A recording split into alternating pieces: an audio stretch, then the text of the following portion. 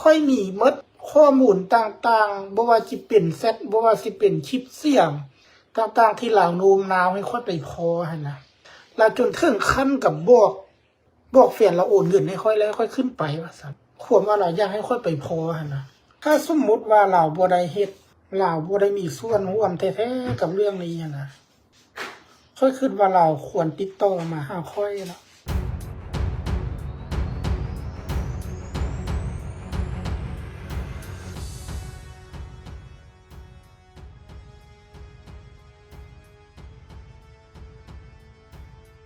เกิดเรื่องปุ๊บคือทุกคนรู้เลยว่าเราก็หนีไปเลยเพราะบ่เข้าใจว่าเราหนีหยังแล้วเป็นอย่างคือเราตามที่เราบอกว่าเราออกจากเมืองฝรั่งไปละเราก็บ่เข้าใจว่าเป็นอย่างเราคือฟาวหนีออกจากเมืองฝรั่งแท้หลายคนถามว่าเอ้าถ้านางมวยเป็นผู้ต้องสงสัยเป็นอย่างเราคือได้รับการปล่อยตัวให้ออกจากประเทศฝรั่งเศสคือบ่มีการจับกลุ่มหรือว่าควบคุมตัวเราไว้อันนี้คือกับบ่ฮู้คือกันเพราะว่าถามอย่างไปตำรวจเขาก็บ่บอกแต่พอจะเดาได้ก็ประมาณว่าตอนนั้นหันตำรวจหันเข้ามาสอบค่อยสอบหลาวเนาะสืบสวนหลาวเข้าก็บ่ทันได้เล็งเป้าใส่หลาวเทื่อเขาก็คิดว่าหลาวก็เป็นเหยื่อคือกันกับค่อยอยู่นะก็เลยบ่มีสิทธิ์ในการที่จะควบคุมตัวเราไว้เขาต้องสอบสวนแบบทางแฟนเราสอบสวนในหลายคนแล้วเขาก็ต้องไปหาข้อมูลว่าผู้ที่มันลงมือก่อเหตุนี่นะมันไปพ้อไผมันมาเมืองนี้มือใดมันเฮ็ดหยังแน่ในเมืองนี้ประวัติผ่านมามันเป็นแนวใดเขาก็เลยไปหาข้อมูลตัวนี้3เขาจะได้ข้อมูลตัวนี้มาหนังมวยหนีไปละซึ่งตำรวจเขาก็เฮ็ดหยังบ่ได้เนาะเพราะว่าเขาบ่สามารถใช้อำนาจจะไปกักขังไปนั้นไปนี้ผู้อื่นไว้แบบบ่ได้มันต้องใช้ได้จำกัดที่สุดเท่าที่กฎหมายอนุญาตนะหลังจากเรื่องที่มันเกิดขึ้นกับค่อยปุ๊บทุกคนก็ปฏิบัติต่อเรื่องทั้งที่เขาประทันในเว้าอีหยังเถื่อทุกคนก็ปฏิบัติต่อเรื่องทุกคนเขาก็คาดเดากันคาดคะเนกันว่าแม่นมีคนจากเมืองลาวนี่แหละที่มาแล้วก็มาเป็นนกตัวบอหรือว่ามาอันนี้มันเป็นความคาดคะเนของคนเนาะสำหรับค่อยเขาก็บอกไปที่ทำมิตรแล้วว่าค่อยก็ยังบ่เชื่อว่าแม่นลาวจะให้การร่วมมือเนาะเขายังคิดว่าลาวอาจจะแบบเขาอาจจะปล่อยเราออกมาแล้วก็ติดตามเรามาแล้วก็ฮู้ว่าพวกค่อยกับเราเจอกันแล้วก็แอบลงมือกันกับค่อยอันนี้ค่อยคิดแต่ทำมิตรค่อยคิดแบบนั้นแต่ค่อยมาได้ข้อมูลอย่างต่างๆปฏิปต่อข้อมูลซึ่งมันบ่แม่นมันมีการวางแผนกันไว้แต่ดนเนาะมีการวางแผนกันไว้แต่ล่วงหน้าในการปฏิบัติการครั้งนี้นะตามที่ค่อยเขาปฏิบัติต่อข้อมูลต่างๆเนาะมันบ่ง่ายเพราะว่าการที่จะคันคนลาวลงมือเองนี่แห้งเฮ็ดบ่ได้เนาะแห้งยากแล้วการที่ไปเอาคนประเทศอื่นมาลงมือมันจะแห้งยากมันต้องได้ใช้มีการวางแผนแบบดุนเติบแล้วก็ต้องได้ใช้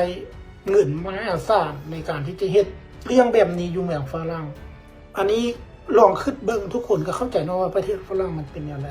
แล้วคันไปฟังพวกกะโหลกกะลาพวกเฒ่าๆหรือว่าพวกกันบ่ฮู้อีหยังนะพวกที่กรุ๊ปอยู่ในกะลาเขาก็อาจจะคิดว่ามันบ่ได้ยากดอกมันจังซั่นจังซี่พวกนั้นเขาบ่ได้ฮู้จักหยังหรอกแล้วคิดเบิ่งว่ามันเกิดเรื่องขึ้นบ่พอ 2-3 มื้อเขาสามารถจับตัวคนร้ายได้แล้วทั้งที่มันหนีไปจากเมืองนี้ประมาณ 4-500 กิโลหนีจากเมืองที่เกิดเหตุไปลีอยู่เมืองอื่นเขาก็จับได้แล้วหน่วยข่าวกองของประเทศฝรั่งเขาเจ้าเก่งนั่นน่ะเขาจะปุ๊บปั๊บเขาจับได้ไว้มันลงมือปุ๊บเขาก็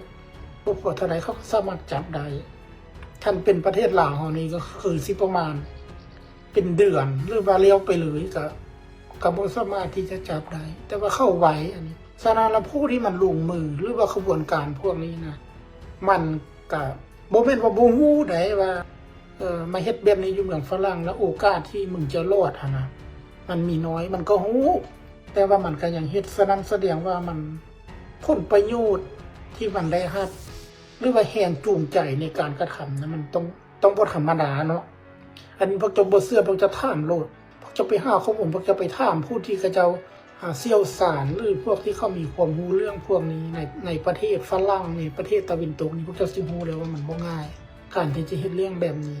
แล้วมันก็มีโทษติดคุกแบบหนักซึ่งมันบ่คุ้มเลยที่เขาจะเสี่ยงนะถ้าสมมุติว่าเขาบ่มีแรงจูงใจพิลึกอีหลีนะหรือว่ามีค่าตอบแทนมีค่าจ้างที่มันหลวงหลายนะอันก็คือทุกคนเว้าเลยว่าอันที่นางมวยเขียนแบบยืดยาวเขียนแบบออกมาตอบโต้ค่อยนะทุกคนก็มั่นใจว่าบ่แม่นละเขียนเขาก็มั่นใจว่าบ่แม่นนางมวยเขียนมันต้องมีคนแหละช่วยเราพิมพ์ช่วยเราเขียนบ่เสื้อท้าเราเลยก็ได้นะถ้าเรามาไล่สุดนำกันกับค่อยนี่ก็ได้ค่อยมีหมดข้อมูลต่างๆบ่ว่าสิเป็นแชทบ่ว่าสิเป็นคลิปเสียงต่างๆที่เราโน้มน้าวให้ค่อยไปพอหั่นนะแล้วจนถึงขั้นกับบอกแฟนเราให้เอาเงินให้ค่อยว่าซั่นถ้าค่อยบ่มีเงินที่จะขึ้นไปพบเราอยู่ปารีสหั่นนะเอาเงินให้ค่อยบอกแฟนเราโอนเงินให้ค่อยแล้วค่อยขึ้นไปว่าซั่นความว่าเราอยากให้ค่อยไปพอหั่นนะอันนี้ทุกคนก็เว้าง่ายเนาะว่าว่าโง่ว่าจังซันจังซีว่าถูกโลกพวกเจ้าคิดว่าค่อยนี้ที่ถูกโลกง่ายๆกว่านั้นพุ่นซะบ่มันเป็นอีหยังที่มันตัดสินใจยากลำบากได้ที่คนที่เฮาช่วยเหลือหรือคนที่เฮาแบบเชื่อใจแท้ๆเฮาฮู้ว่าเขาอาจจะแทงข้างหลังเฮาหั่นนะมันยากได้ที่จะเฮ็ดให้เฮาแบบว่าตัดสินใจปุ๊บปั๊บแล้วก็ตัดขาดกันเลยหั่นนะมันยากมันบ่ง่ายถ้าผู้ใดเคยอยู่ในสถานการณ์แบบนี้ทุกคนก็ต้องรู้แหละเนาะว่ามันยากแล้วมันก็บ่ง่ายฉะนั้นละบางเทื่อเฮาก็อยากพิสูจน์เนาะแล้วก็ยากวัดใจกันไปเลยซะมันเป็นลักษณะแบบนี้เรื่องก็คือว่าถ้าผู้ใดนะเคยเชื่อใจเคยไว้ใจหรือว่าเคยรู้สึกดีกับผู้ใดผู้หนึ่งแบบมันร้ายๆหั่นนะพวกเจ้าสิเข้าใจค่อยอยู่ว่าเป็นอย่างคือเชื่อใจเป็นอย่างคือไว้ใจคือคนอื่นมาโทษค่อยนะสำหรับค่อยนี่ค่อยรอดชีวิตมาแบบปาฏิหาริย์เพราะว่าจุดที่เขาเจ้าลงมือนะล้วนที่เป็นจุดตายเนาะรอดคอเนาะเส้นเลือดใหญ่รอดคอหัวใจปอดแต่ค่อยก็สามารถรอดมาได้แบบปาฏิหาริย์นะสำหรับค่อยก็คิดว่ามันคุ้มเนาะคุ้มที่เฮาสิได้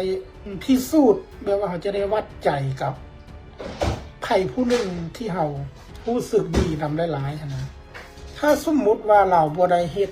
เราบ่ได้มีส่วนร่วมแท้ๆกับเรื่องนี้นะค่อยคิดว่าเราควรติดต่อมาหาค่อยนะบ่กล้าติดต่อโดยตรงก็มีหมู่บักหลายคนที่สามารถจะเป็นคนประสาน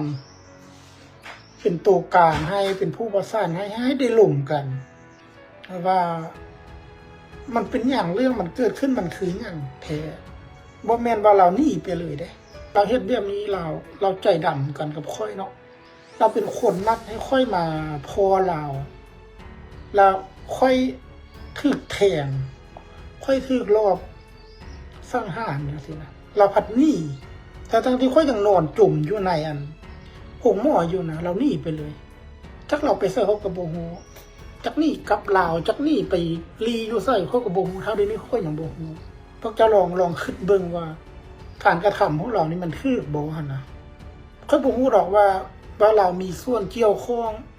หลายสำใดเพราะว่ามันบ่ได้ยินจากปากเรามันล้วนที่เป็นคนอื่นที่เขาเจ้าเป็นคนให้ข้อมูลแต่จากปากเราเดี๋ยวนี้ค่อยก็ยังบ่ได้รับคำอธิบายเลยเราหนีไปเลยถ้าสมมุติว่าเราฟังอยู่เขาก็เชื่อว่าเราต้องฟังอยู่เลยเนาะถ้าเรามีส่วนร่วมหรือว่าเราผู้เห็นเป็นใจในเรื่องในการกระทำแบบนี้นะเราสิบ่รู้สึกละอายใจเนี่ยบ่เนาะแล้วเราสิบ่รู้สึกผิดเนี่ยวะแล้วเราสิบ่อยากอธิบายอย่างกับค่อยเนี่ยบ่อย่างน้อยเราก็เว้าคือคนอื่นเว้าก็ได้ว่าเรา บ่ได้เต็มใจเฮ็ดเราถือบีบบังคับเราถือข่มขู่เนาะอย่างน้อยค่อยก็สิเข้าใจแล้วก็สิเห็นใจเราแน่นะแต่บ่แม่นแบบว่าหนีหายแบบนี้ไปเลยเนาะ